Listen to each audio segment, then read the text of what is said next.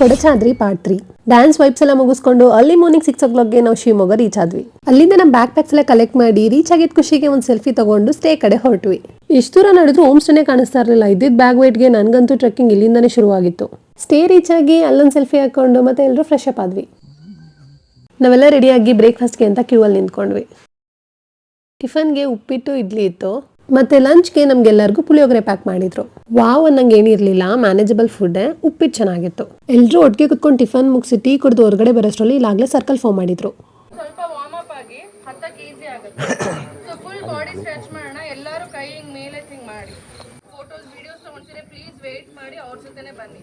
Warm up ಮಾಡಿ leads instructions ಎಲ್ಲ ಕೇಳಿಸ್ಕೊಂಡು ಸ್ಟ್ರೈಟ್ ಜೀಪ್ ಕಡೆ ಹೊರಟ್ವಿ. ನಾವಿದ್ದಿದ್ದು 10 ಜನ ಆಗಿದ್ರಿಂದ ನನ್ನ ಫ್ರೆಂಡ್ ಆಲ್ರೆಡಿ ಒಂದು ಜೀಪ್ ಆಕ್ಯುಪೈ ಮಾಡಿದ್ದ. ಬಟ್ ಸೀಟಿಂಗ್ ಕೆಪಾಸಿಟಿ 8 ಜನ ಆಗಿದ್ರಿಂದ ಇನ್ನ ಇಬ್ರು ಬೇರೆ ಜೀಪಲ್ಲಿ ಹತ್ಕೊಂಡ್ರು. ಪ್ಲಾಸ್ಟಿಕ್ಸ್ ಚಾಕ್ಲೇಟ್ ರ್ಯಾಪರ್ಸ್ ಯಾವುದೂ ಅಲೋ ಇರಲಿಲ್ಲ. ಬಟ್ ನಮ್ಮ ಟೀಮಿಂದ ಒಂದು ಪೌಚ್ ಫುಲ್ ಚಾಕ್ಲೇಟ್ ಮತ್ತೆ ಪ್ರೋಟೀನ್ ಬಾರ್ಸ್ ಎಲ್ಲ ಕಲೆಕ್ಟ್ ಮಾಡಿ ತಗೊಂಡೋದ್ರು. ಚೆಕ್ ಎಲ್ಲ ಮುಗಿಸಿ ಗಾಡಿನೂ ಸ್ಟಾರ್ಟ್ ಆಯಿತು. ಅಟ್ ಸರ್ಟೈನ್ ಪಾಯಿಂಟ್ ನಮ್ಮ ಹೆಸರೆಲ್ಲ ಬರ್ಸ್ಕೊಂಡು ಮತ್ತೆ second level of checking start ಮಾಡಿದ್ರು. ಇಷ್ಟು ಜನ ಹೋಗ್ತಾ ಇದ್ದೀವಿ, ಎಲ್ಲರೂ ಬ್ಯಾಗ್ ಹೇಗೆ ಚೆಕ್ ಮಾಡೋಕ್ಕಾಗುತ್ತೆ, ಚಾನ್ಸೇ ಇಲ್ಲ ಅನ್ಕೊಂಡ್ರೆ ಪ್ರತಿಯೊಬ್ಬರು ಬ್ಯಾಗು ಚೆಕ್ ಮಾಡಿದ್ರು. ಆಯ್ತಾ, ಅವ್ರ ಸಿನ್ಸಿಯರಿಟಿಗೆ ಸಲ್ಯೂಟ್ ಮಾಡ್ತಾ ಜೀಪ್ ಟ್ರೆಕ್ಕಿಂಗ್ ಮುಂದುವರಿತು. ನಮ್ಮ ಡ್ರೈವರ್ ಒಂದು ಕೈಯಲ್ಲಿ ಫೋನ್ ಮಾತಾಡ್ತಾ ಇನ್ನೊಂದು ಕೈಯಲ್ಲಿ ಗಾಡಿ ಓಡಿಸ್ತಾ ಏನು ಸ್ಪೀಡಾಗಿ ಡ್ರೈವ್ ಮಾಡ್ತಿದ್ರು ಅಂದರೆ ಫುಲ್ ಎಡ್ಜಸಲ್ಲಿ ಡ್ರೈವ್ ಮಾಡ್ತಾಯಿದ್ರು. ಎಷ್ಟು ವರ್ಷ ಎಕ್ಸ್ಪೀರಿಯನ್ಸ್ ಇದೆ ಅಂತ ಕೇಳಿದ್ರೆ ನಾನು ಈಗಲೇ ಶುರು ಮಾಡಿದ್ದು ಅಂದರು. ನಮಗೆಲ್ಲರಿಗೂ ಬಾಯಿಗೆ ಬಂದಿತ್ತು. ಆದರೂ ಸೇಫಾಗಿ ನಾವು ಬೇಸ್ ರೀಚ್ ಆದ್ವಿ. ಅವ್ರು ಸುಮ್ಮನೆ ಹೇಳಿದ್ದು ಅಂತ ಆಮೇಲೆ ಗೊತ್ತಾಯಿತು.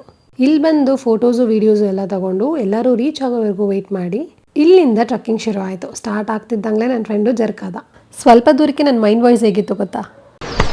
ಅಪ್ಪ ಬೆಳಗ್ಗೆ ಒಂದು 90 ಕೊಡ್ಸಿರ್ಲಾತ ಕುಡ್ಕ ಮನಿ ಕತ್ತೀವಿ ಅಂದ್ರೆ ಪ್ರಕೃತಿ ಸೌಂದರ್ಯ ಸವಿಬೇಕತ್ತೆ. ಏನಾಯ್ತಪ್ಪ ಇಲ್ಲಿ ಹೊರಗಡೆ ಹೇಳ್ಕೊಳಕ್ಕಾಗದೆ ನನ್ನ ಫ್ರೆಂಡ್ಸ್ ಎಲ್ಲ ನಾನು ನೋಡಿ ನಗ್ತಾ. ಆದರೂ ನನ್ನ ಬಿಲ್ಡಪ್ಗೇನು ಕಮ್ಮಿ ಇಲ್ಲ ನೋಡಿ.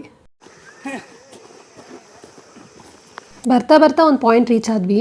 ಸೀನ್ರೀಸ್ ವಿತ್ ಮಿಸ್ಟ್. ಏನು ವ್ಯೂ ಗೊತ್ತಾ, ಮಸ್ತಾಗಿತ್ತು. ನಾವು ಇಲ್ಲೇ ಒಂದು ಸ್ವಲ್ಪ ರೆಸ್ಟ್ ಮಾಡ್ತಾ ಕುತ್ಕೊಂಡ್ವಿ.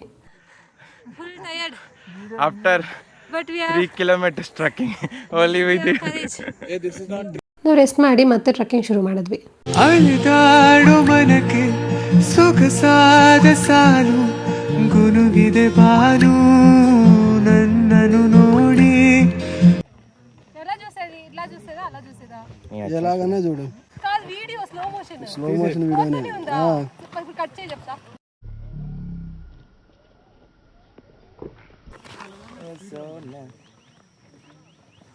ಅಲ್ಲಿಂದ ಇನ್ನೂ ಸ್ವಲ್ಪ ದೂರ ಟ್ರಕ್ ಮಾಡ್ತಾ ಸಮ್ಮಿಟ್ ರೀಚ್ ಆದ್ವಿ. ಏನ್ ಸರ್ ವಾತಾವರಣ ಇಷ್ಟೊಂದು ಚೆನ್ನಾಗಿದೆ. ಸಾಯಣ ಅಂತ ಅನ್ಕೊಂಡವನ್ಗೂ ಬದುಕ ಕಾಸೆ ಹುಟ್ಟಿಸ್ಬಿಡುತ್ತೆ, ಅಷ್ಟೊಂದು ಚೆನ್ನಾಗಿದೆ.